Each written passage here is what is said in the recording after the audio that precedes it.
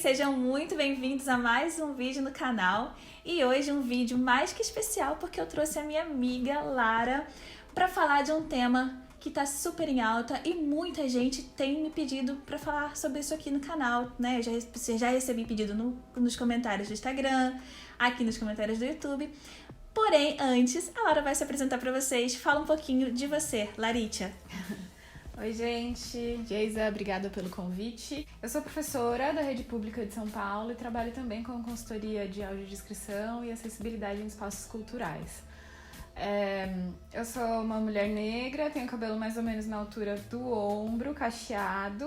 Tô vestindo uma blusa xadrez, preta e vermelha.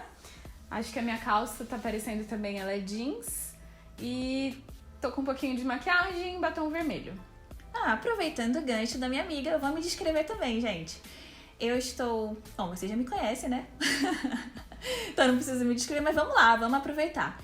Olha, eu sou uma mulher branca, tenho olhos claros, olhos verdes, cabelo metade loiro, metade moreno. Brincadeira, é que tenho luzes nas pontas do cabelo, mas meu cabelo é castanho e as pontas loiras.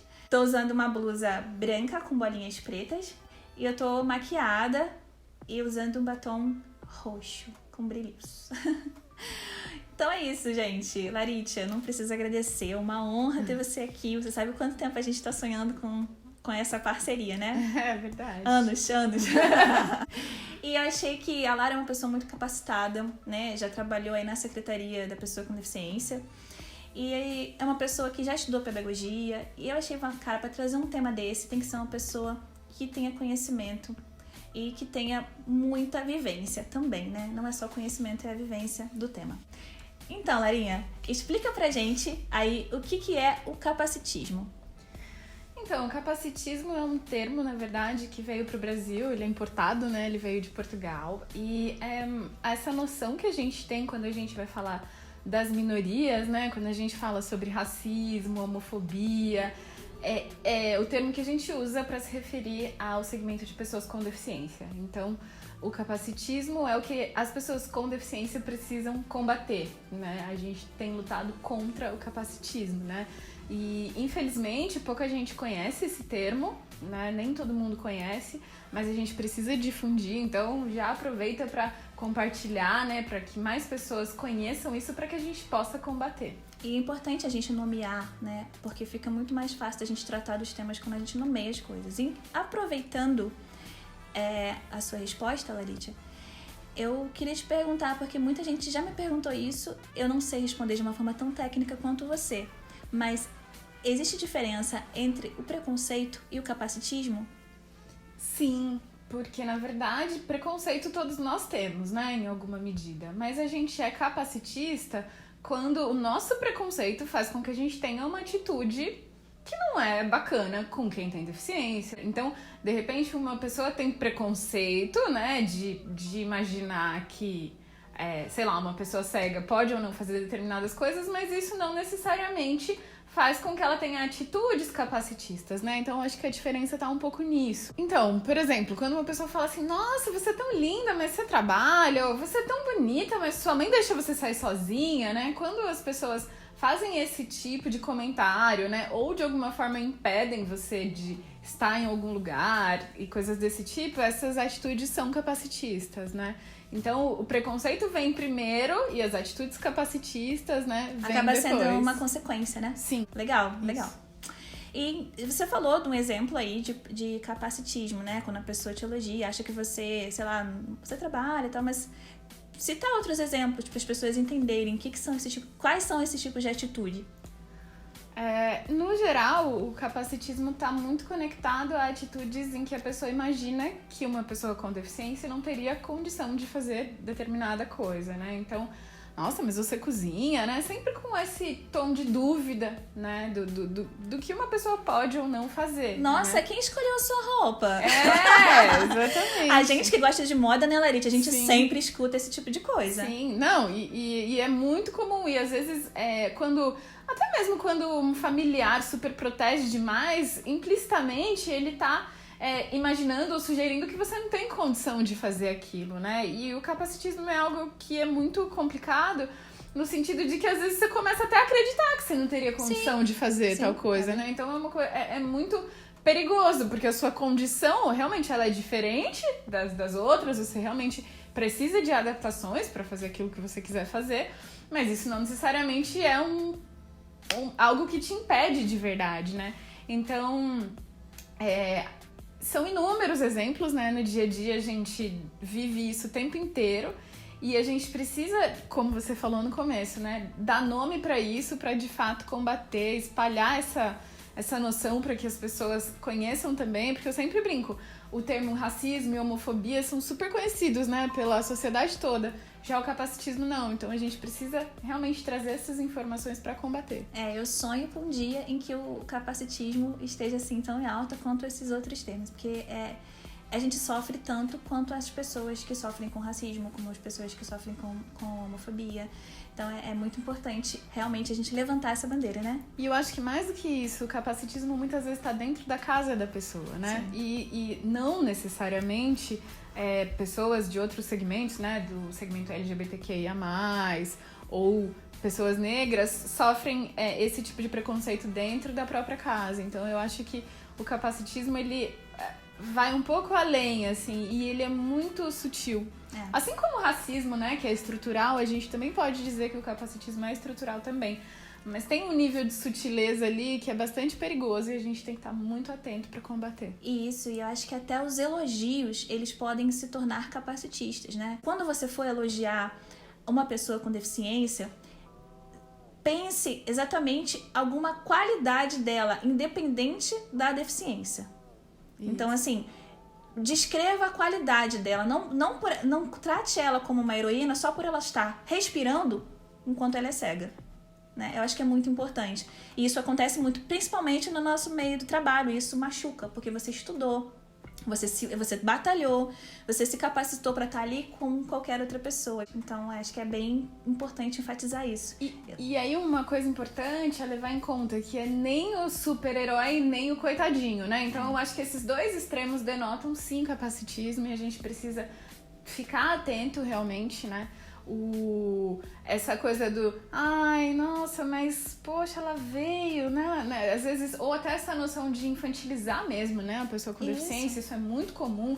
Ai, lindinha, pega a sua mãozinha, né? Então, senta essa aqui coisa, na cadeirinha. tem um lugarzinho aqui pra você, senta aqui, né? A gente ouve isso muito o tempo inteiro.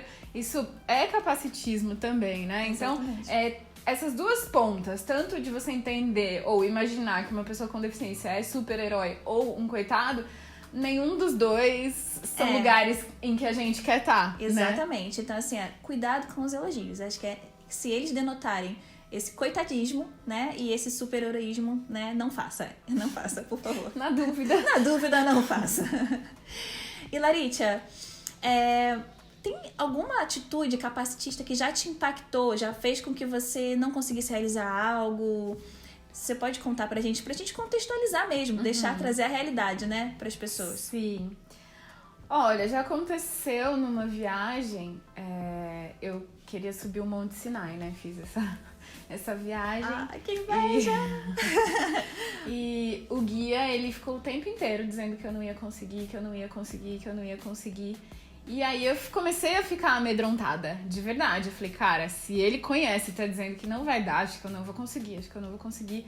E felizmente eu fui num grupo de viagem com a minha tia, né? E minha tia falou, não, Lara, você tem que tentar, você vai, você tem que tentar, você vai. Eu fiquei o tempo inteiro duvidando disso, porque o guia, ele foi muito enfático e ele queria o tempo inteiro me convencer de que eu não ia conseguir. Eu falei, e se eu tiver dificuldade? Aí uma moça da viagem falou, Lara, se você tiver dificuldade, eu volto com você. Aí eu falei, opa. Aí minha tia falou assim, a gente vai escolher um beduíno pra te acompanhar, tá bom? Tá bom.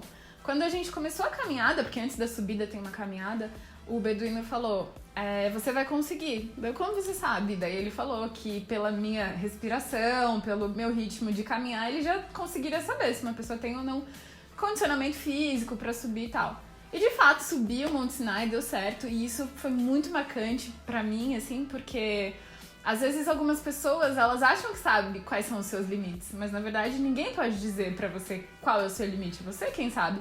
Mas quando as pessoas são tão enfáticas e às vezes, né, falam achando que sabem, às vezes isso faz a gente mesmo colocar em xeque, né? Se a gente tem condição ou não de fazer. Imagina se você perde essa oportunidade. Pois é. Nossa, por causa de algo que a pessoa... De um preconceito que gerou uma atitude capacitista, né? Foi bem assim, isso. E depois disso, isso me marcou muito, então sempre eu procuro tentar. Não sei se eu vou conseguir, mas a tentativa, ela é real. E sobretudo quando você tá diante de uma coisa que você realmente nunca fez, né? E que você e quer você muito, não tem noção né? do tamanho daquilo, porque quando as pessoas falam, um monte de sinais, você não tem noção de verdade do que é aquilo, do ar ficar rarefeito. Então dá um medinho, qualquer outra pessoa teria um medinho, com alguém te dizendo não vai dar, não vai dar, não vai dar, aquilo, de alguma forma, você começa a tomar aquilo como verdade, né? Então, assim, graças à minha tia e ao gesto da outra moça que falou, se você precisar eu volto, eu me encorajei e subi. Foi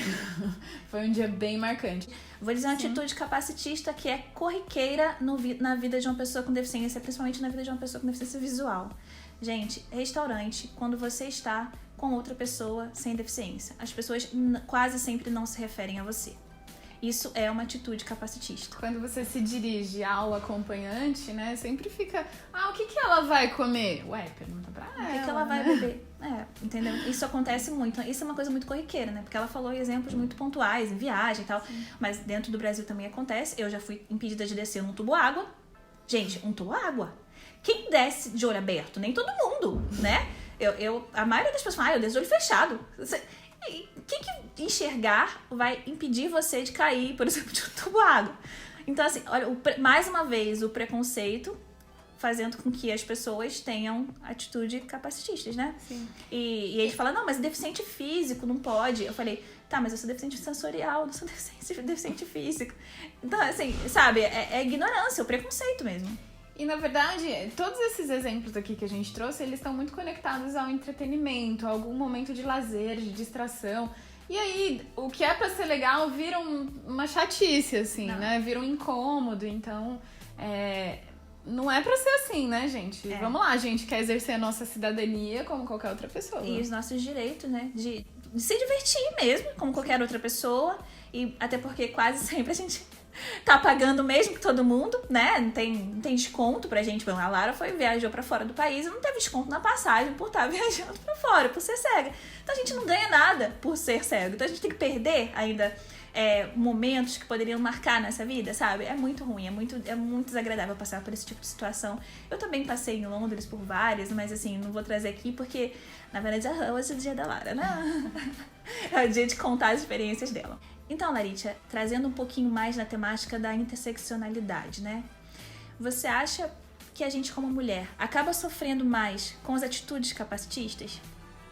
Então, sim, porque é muito comum, né, nessa realidade de pessoas com deficiência, muitas vezes o nosso corpo ele é invadido, né? Então, muita gente toca na gente, né? Às vezes você quer descer do ônibus, a pessoa te carrega no colo.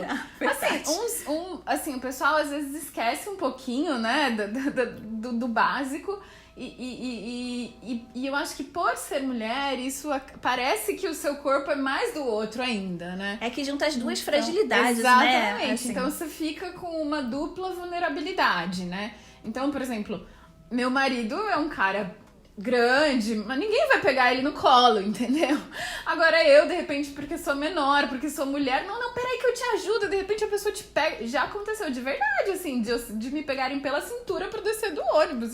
Já me pegaram no colo também. Pois exatamente, na mesma história. E aí, assim, seria cômico se não fosse trágico, né? Porque em que momento a gente autorizou isso, né? Em que momento você foi autorizado a invadir o espaço do outro, o corpo do outro dessa forma, né?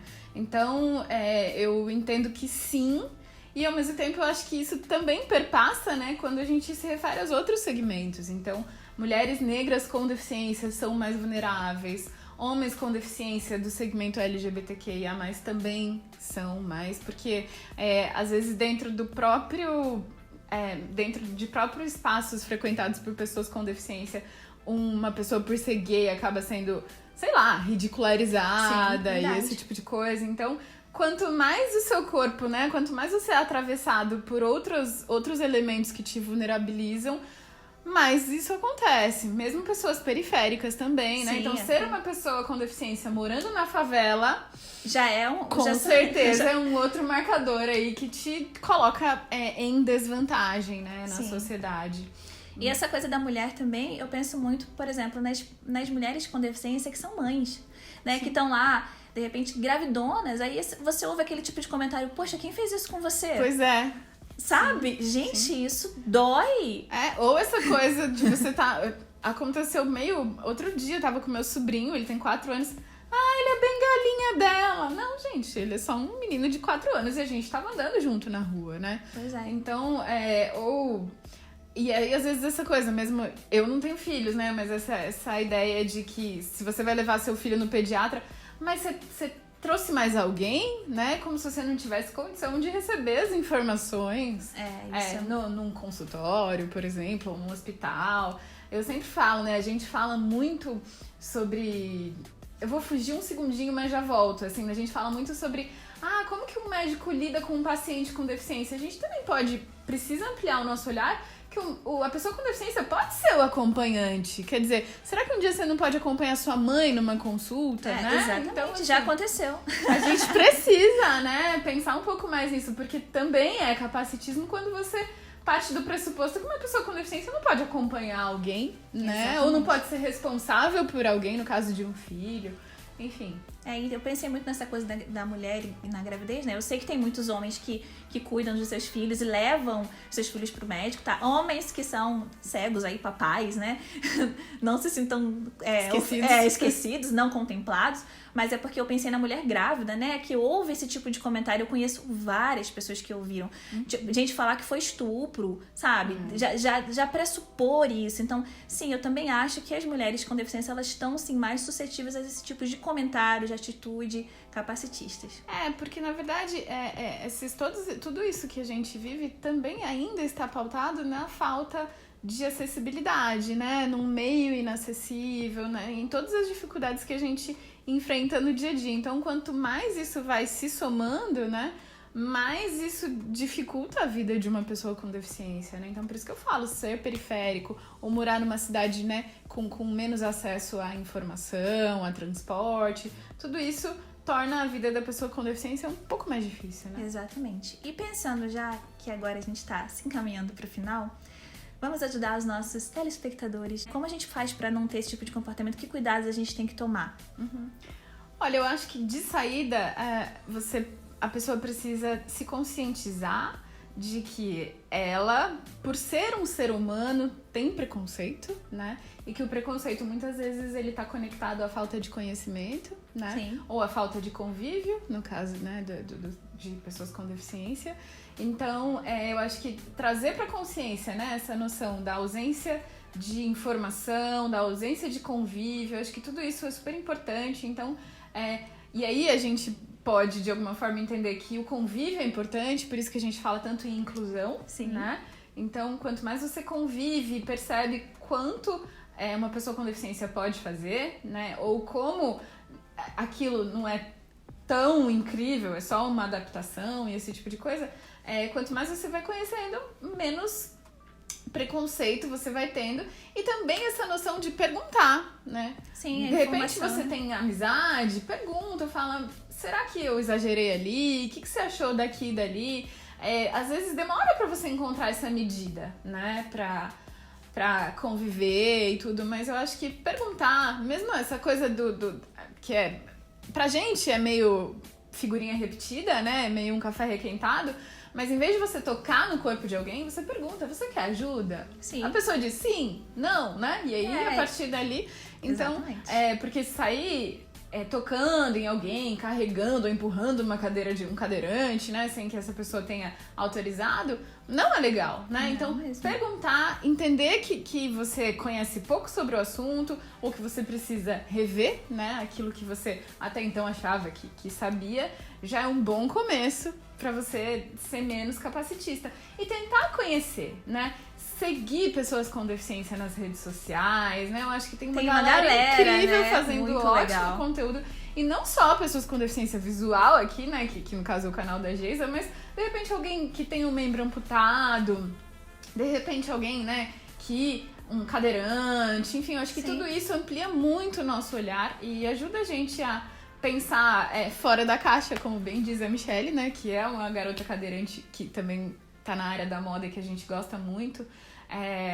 Eu acho que conhecer é o melhor caminho, né? Exatamente. Eu Se só informar, né? Sim. Acho que a informação é o melhor caminho pra você quebrar os preconceitos e, consequentemente, as atitudes, né? Exato. Capacitistas. E assim, Sim.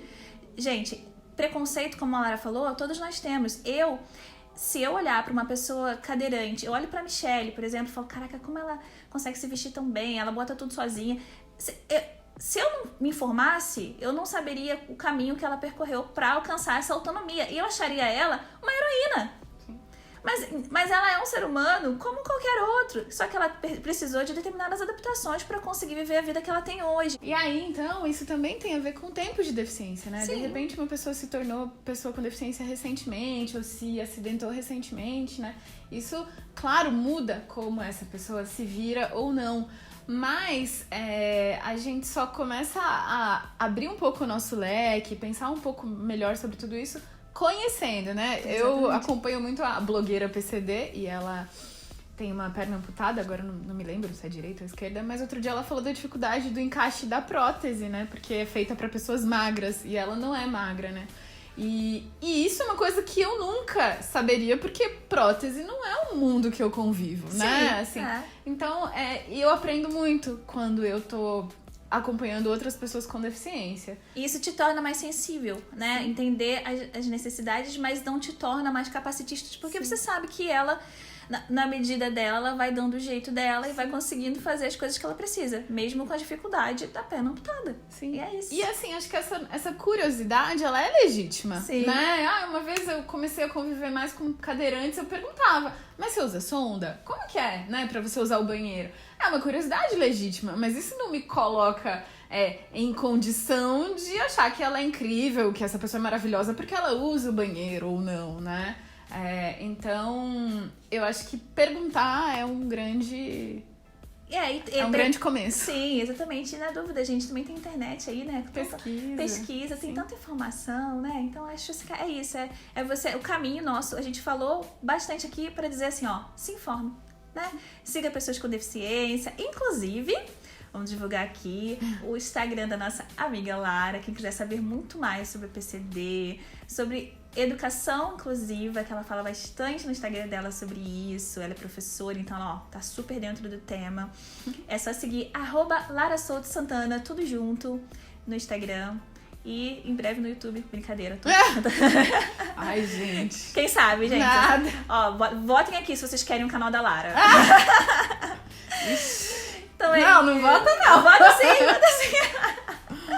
Então é isso, pessoal. Eu espero que vocês tenham gostado desse nosso bate-papo / entrevista com a nossa convidada. Eu amei trazer você aqui. Você sempre com conteúdos nas suas falas riquíssimos, que apesar de eu conhecer todas as suas falas, sempre enriquecem mais tanto o meu vocabulário, porque é uma pessoa culta como a também enriquecem, né, o meu conhecimento sobre o assunto. Então, muito obrigada. Obrigada pelo convite. Imagina, como eu falei, eu tava animada, achei que, né, era uma boa oportunidade pra gente conversar um pouquinho, né, pra trocar.